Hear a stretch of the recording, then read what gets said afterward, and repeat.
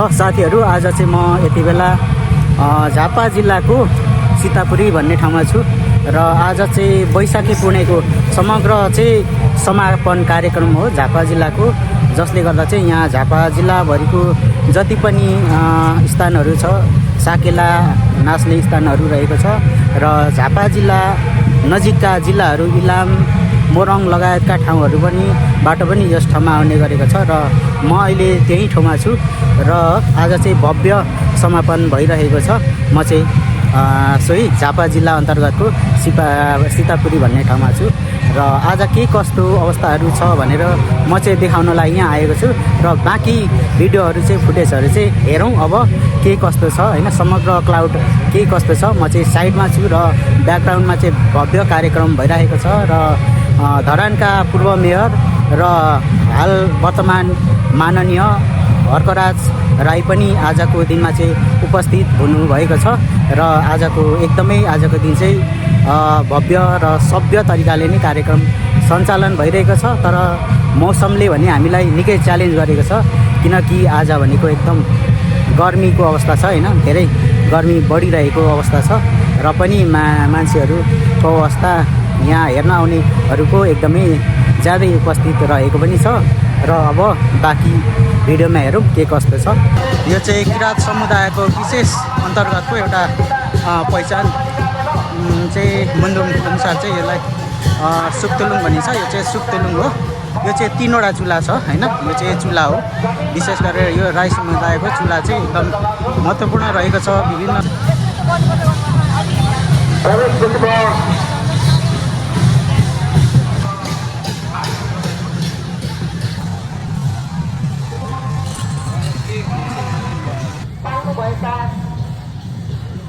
कतै जाउँ श्रम संस्कृति पार्टीका श्रद्धेय अध्यक्ष माननीय श्री हर्कराज रामज्यू, यो साइडमा जाउँ।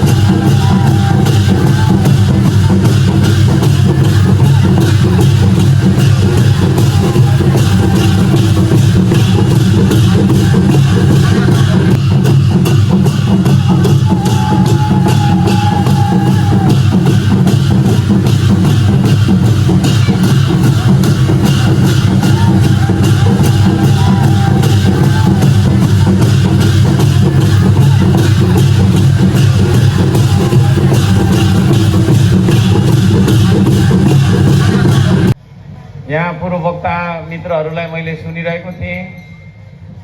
उहाँहरूको एउटा गुनासो चाहिँ के भन्दाखेरि हामीले वर्षेनी साकेला नाच्छौँ। साकेला नाच्ने ठाउँ हाम्रो यहाँनिर व्यवस्थित भइराखेको छैन। व्यवस्थित गर्नु खोज्दाखेरि कहिले वन आइपुग्छ, कहिले को आइपुग्छ, कहिले को आइपुग्छ। हामीलाई चाहिँ नि नाच्ने ठाउँ पनि रहला जस्तो छैन। त्यसले गर्दाखेरि यो विषय सदनमा उठाइदिनु पर्यो भन्ने खालको कुराहरू उहाँहरूले 2-4 जना पूर्ववक्ताजीहरूले भनिराख्नु भएको छ। यहाँहरू सबैजनालाई म भन्न चाहन्छु, जब यो देश बनिएको थिएन, नेपाल बनिएकै थिएन, राजनीति सुरु भएकै थिएन, पार्टी भनेको के हो, चुनाव भनेको के हो, राज्य भनेको के हो, प्रहरी भनेको के हो भन्ने कुरा जब सुरुवातै भएको थिएन, त्यतिखेर पनि हाम्रो साकेला शैली थियो।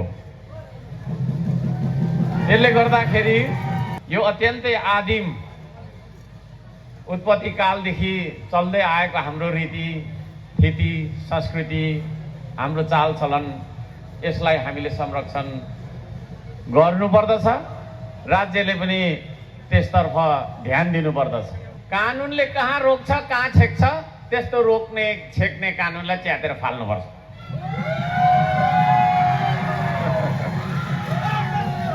हो, हामीलाई साकेला नाच्न नदिने कानुन, जनतालाई हाँस्न नदिने कानुन है, त्यस्ता धाराहरू, त्यस्ता कानुनहरूलाई परिवर्तन गर्दै लानुपर्छ। तर मान्छेलाई बचाइराख्नुपर्छ।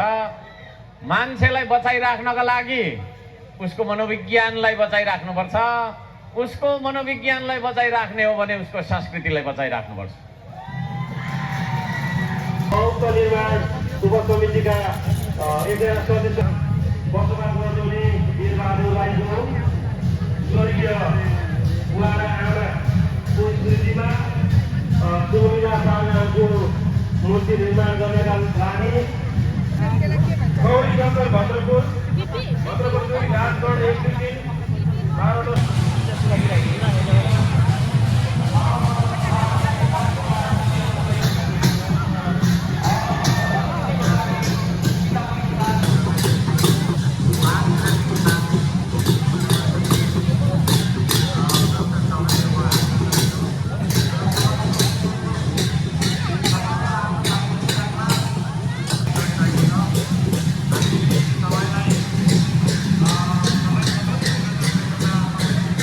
साथीहरू फर्किने क्रममा छन् है। हो